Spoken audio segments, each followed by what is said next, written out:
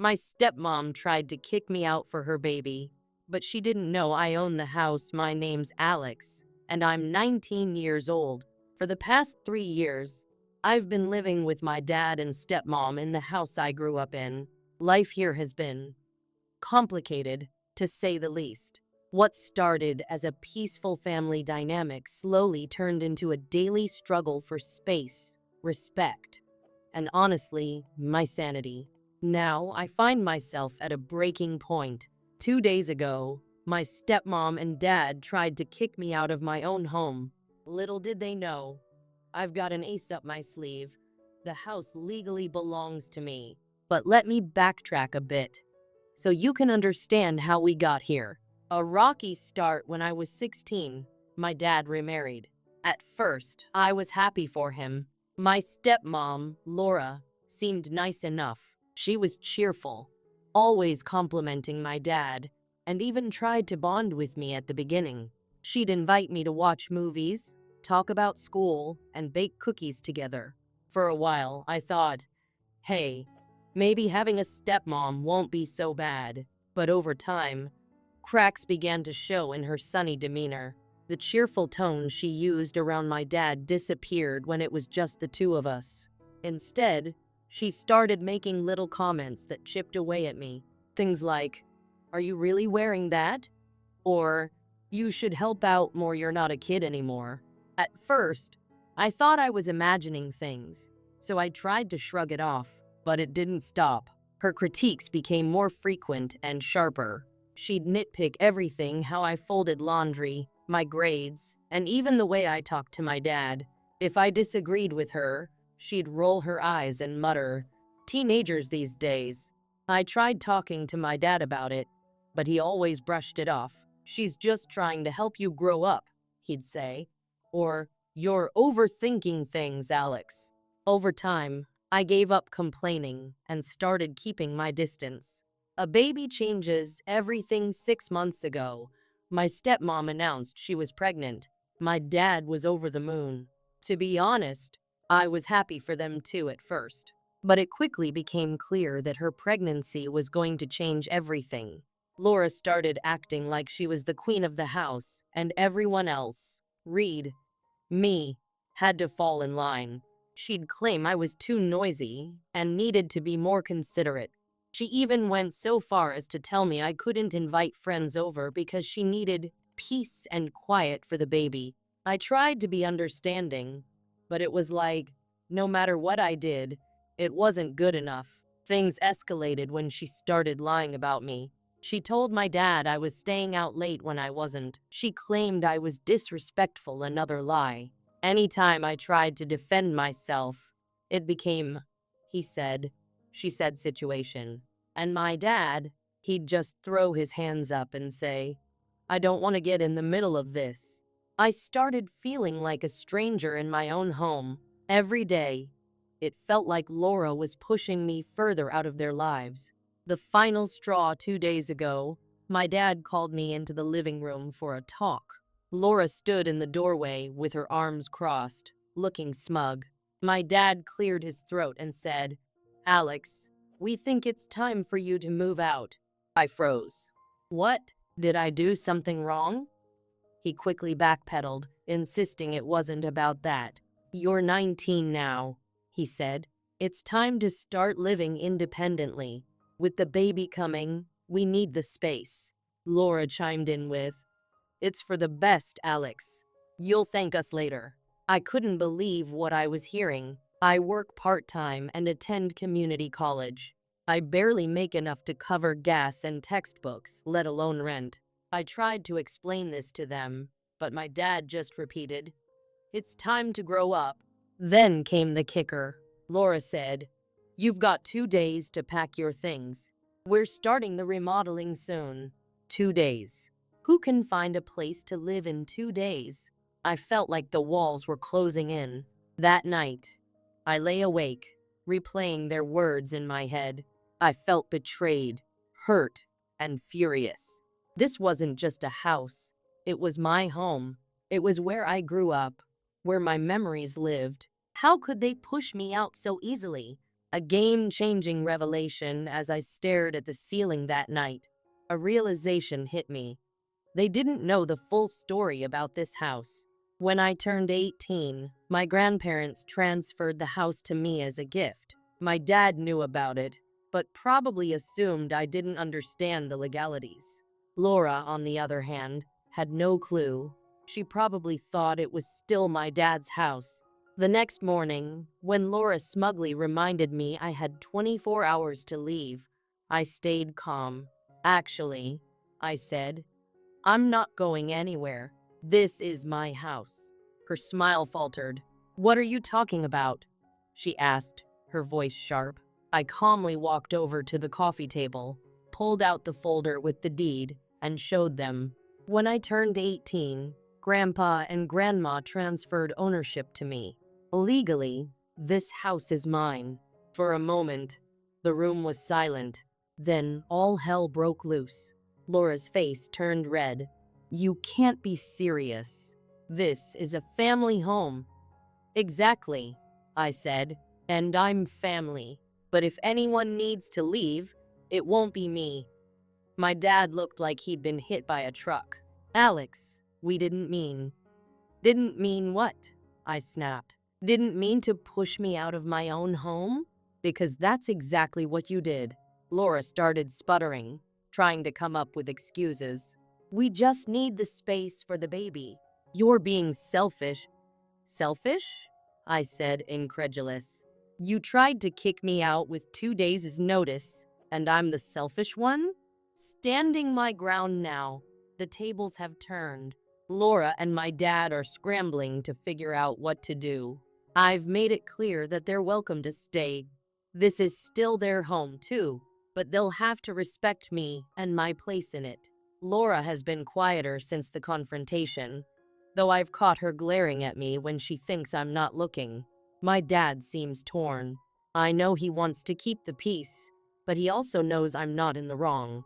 For once, I feel like I have the upper hand. I didn't want it to come to this. I never wanted to use the house against them. But after everything Laura has put me through, the lies, the manipulation, the constant belittling, I had to stand my ground. This house isn't just bricks and mortar. It's a symbol of my independence, my childhood, and the love my grandparents had for me.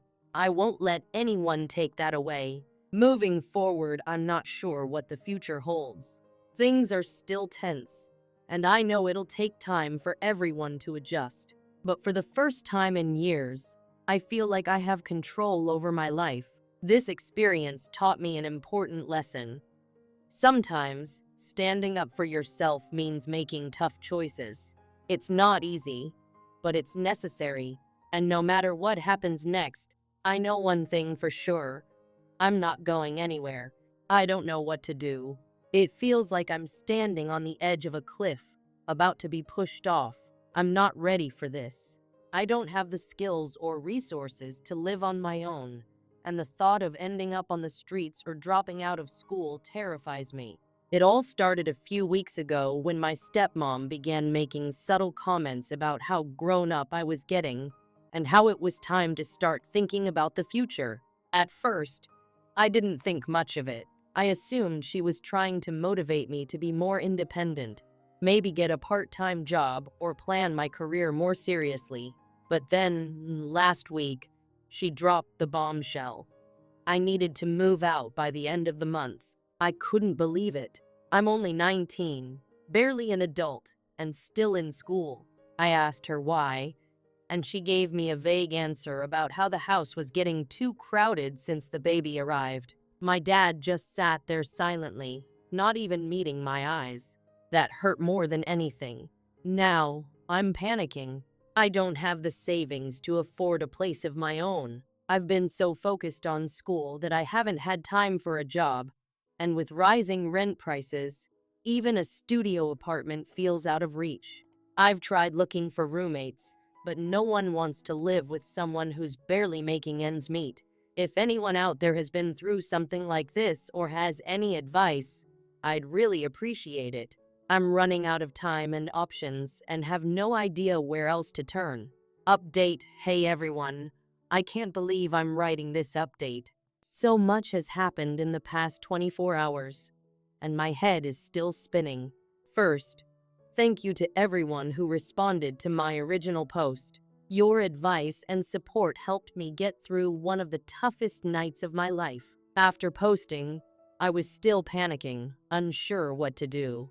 Then I remembered my grandma's sister, my great aunt. She's always been like a second mother to me. She lives far away, so I hadn't thought of her initially. But in my desperation, I decided to call her. The moment I explained the situation, she went quiet. Then she said, "Don't you worry about a thing, sweetie. You're not going anywhere. I'll be there tomorrow, and we'll sort this out." I was confused, but also incredibly relieved. I tried to tell her it wasn't necessary for her to come all that way, but she wouldn't hear it. She told me not to say a word to my dad or stepmom, and to just act normal until she arrived. The next day, my stepmom was getting impatient. She kept asking if I'd found a place yet, and dropping snide comments about how I needed to be out by the afternoon. I stayed quiet and said I was still looking. Then, at 2 p.m., the doorbell rang. My stepmom answered it, and I heard my aunt's voice angry, which was unusual for her because she's always so calm. She walked straight into the living room where my dad and I were sitting and said, "We need to talk, all of us." Now, my stepmom tried to object, saying it was a family matter, but my aunt cut her off. "I am family, and I have something important to say." She turned to me and said, "Honey, this house belongs to you. Your grandmother left it to you in her will. You're the legal owner, and no one can make you leave." I was stunned. My dad looked shocked, and my stepmom's face turned bright red. She started stammering, claiming it couldn't be true. But my aunt pulled out legal documents to prove it. She explained that my grandmother had changed her will shortly before she passed. She knew about my dad's relationship with my stepmom before they got married and didn't trust her. To protect me, she left the house in my name. My dad was in tears, asking why no one had told him. My aunt explained that my grandma had kept it secret, asking her to reveal it only if absolutely necessary. Looking pointedly at my stepmom, she said, "And now, it's necessary." That's when my stepmom lost it. She screamed about how unfair it was, and even tried to snatch the papers from my aunt. But my aunt was ready.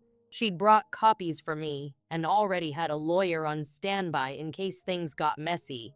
Finally, I found my voice. I stood up and said, "Stop. This is my house, and I won't let you act like this here." It felt strange but empowering to say those words. For the first time, I had control over the situation. Once everyone calmed down, we sat to talk. My aunt explained all the legal details. It turns out I've been the rightful owner since my 18th birthday. My stepmom kept trying to argue, but there was nothing she could do. In the end, I made a decision. I told them they could all stay, including my stepmom and the baby, but under a few conditions. My stepmom had to treat me with respect, no more insults, lies, or manipulation. We all needed to attend family counseling to work on our relationships. Any major decisions about the house would require my approval. My dad agreed immediately. My stepmom wasn't happy, but she didn't have much choice. It was either accept my terms or leave. Reflection: it's been a few days now, and things are still tense. My stepmom barely speaks to me, but at least she's stopped being openly hostile. My dad seems torn between guilt and relief that we're all still together. As for me, I'm still processing everything. It's overwhelming to be a homeowner at 19, and I have so much to learn. I've started reading up on property management and budgeting, and my aunt has offered to help me navigate the responsibilities. I've also started looking into therapy, not just for family counseling, but for myself. This whole ordeal has made me realize how much I've been holding in. Resentment toward my dad for being passive, fear of confrontation, and a deep-seated need to feel secure and valued. Through all this, I've been thinking a lot about my grandma. She always had a way of looking out for me, even when she wasn't physically there. This house isn't just a place to live, it's a reminder of her love and wisdom. I've decided to honor her memory by taking good care of the house. I'm already brainstorming ways to improve it: a fresh coat of paint, a small garden in the backyard, maybe even turning one of the rooms into a study space where I can focus on my schoolwork. Gratitude, thank you again to everyone who supported me. Your advice gave me the courage to reach out for help, and your kind words reminded me that I'm not alone. And a special thank you to my grandma. I promise to honor her legacy by taking care of this house and making her proud. If you enjoyed this story, don't forget to hit that subscribe button and give it a thumbs up. Let me know in the comments what you think of this journey, and if you have any advice for a first-time homeowner. Here's to new beginnings and learning to stand tall even on the edge of a cliff.